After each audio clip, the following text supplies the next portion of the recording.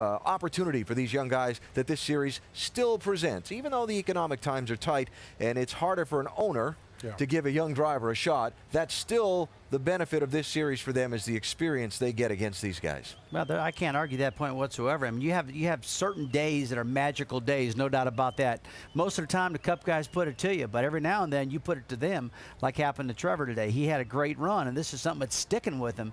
You know, hope he can keep that momentum up. Like I said a little earlier when we were talking, this particular car, the next time it's going to run is on a short track over in Richmond, Virginia. Now, Richmond, Virginia, that's totally different, guys.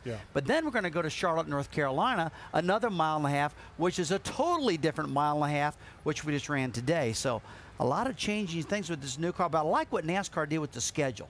They kind of moved around all these different tracks to give all these guys a snapshot of what they're going to need for next year. I know what you're trying to say, but I can hear people saying to you right now, this is a 2-mile track, but it's the same style. 2-mile track, 2 miles. To me, it drives like a 1.5 miles, and I apologize. I did make a mistake there. Keep the emails and keep the hate mail back with you. No, but it's the same style of track to a driver and a team, right? Yeah, so that's right. Exactly. That's right. And here's something else Trevor said. He can't wait to get to Bristol.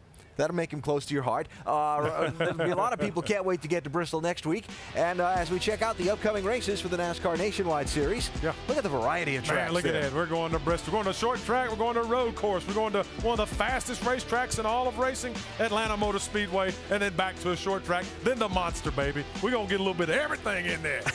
Join us at some of the races. Get you some. How you find out. There you go. More post-race coverage from Michigan in a minute. Carfax 250 in Michigan is brought to you by Carfax. Free at your used car dealer. Just say, show me the Carfax. Goodyear, the official tire of NASCAR. And Viagra. The interviews and photos continue for the race winner Brad Keselowski at Michigan International Speedway. Home state win for him. It was not a trouble-free day as we go back upstairs to Marty, DJ, and Andy. It's the first time that Brad Keselowski has won from the pole in his 10 victories in the Nationwide Series. But this could have turned into a real disaster. I mean, they dodged a couple of bullets on pit road. Yeah, dodged a major bullet right here. You see, has a problem getting this car going with the clutch not engaging or disengaging properly, and he loses one spot on pit road. This one under green, he lost some time on pit road and actually lost 4 or 5 spots. Had they not had a caution, it would have been hard to make up. Yeah, what he was actually having to do was put the car in gear and then hit the starter to make it go that way, because the clutch was of no use to him whatsoever. Still couldn't even do it at the end of the race. So to explain more, let's check into the Craftsman Tech Center with Tim Brewer.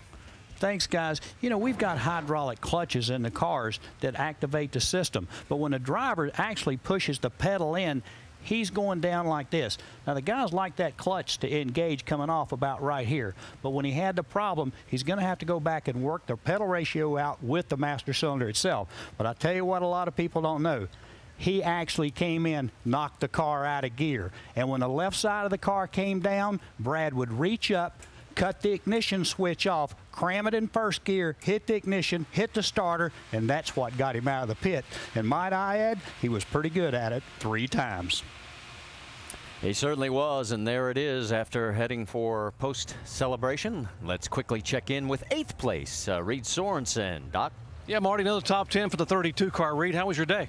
It was a pretty good day. We started out, our car was really, really good the first run, moving through the field. And after that, our second run was good. And then I think after that, we may have had a tire go down. So overall, good day for the Dollar General car. I think we were the best non-Cup affiliated team. So just proud of all the guys. And we'll just take what we learned from here, since this is kind of our only test, and kind of translate it into Charlotte and apply what we learned today. So just real proud of the DG team. And like I said, we're the best non-Cup affiliated team, so I'm happy about that. 13th top 10 of the year. Dave? Doc, one of the new guys in the new Nationwide car, Ricky Stenhouse, finished 13th today. Sum it up for me. It was a long day. It was we were really tight center off, getting on the throttle. Could never really get the handle of it, but our 6 Ford Mustang ran really well, qualified really good, and just glad to come home with a decent finish, and looking forward to getting City Financial back on the car at Bristol with the Ford Fusion. And a whole race car today. That's a strong statement by this team today. Alan? All right, David, thank you. And a reminder that ESPN's coverage of Major League Baseball continues tomorrow night with an NL East game from Citi Field in New York. Raul Ibanez and the Phillies take on David Wright and the New York Mets on ESPN's Sunday Night Baseball at 8 Eastern. Game also available on ESPN3.com. And speaking of Sunday, we look ahead now to tomorrow's NASCAR Sprint Cup Series race, 1 Eastern, the Carfax 400 on ESPN. Our coverage starts at noon Eastern with NASCAR Countdown. Casey Kane and Jimmy Johnson on the front row. Can Casey keep it going in a lame duck situation, and can Jimmy kind of get back on track? Well, I think Casey can keep it going. I mean, as a driver, you don't know about all this stuff going on outside the car. You just want to win. He's got a big engine. He's got a good car. He's on the front row, Brad. Yep. This cat can absolutely win. He absolutely can. But when that white flag falls tomorrow, you better be looking for that 33 car. He's going to have a great race tomorrow. I got a feeling. Clint Boyer.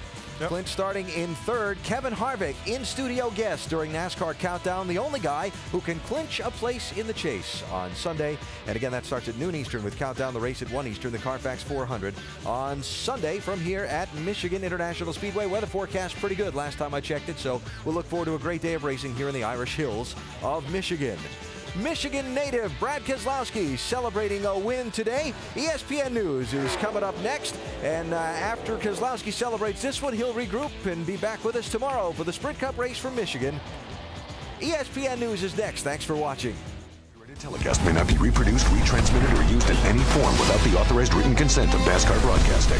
NASCAR would like to thank all of our loyal fans for your continued support, and we hope you enjoyed today's broadcast.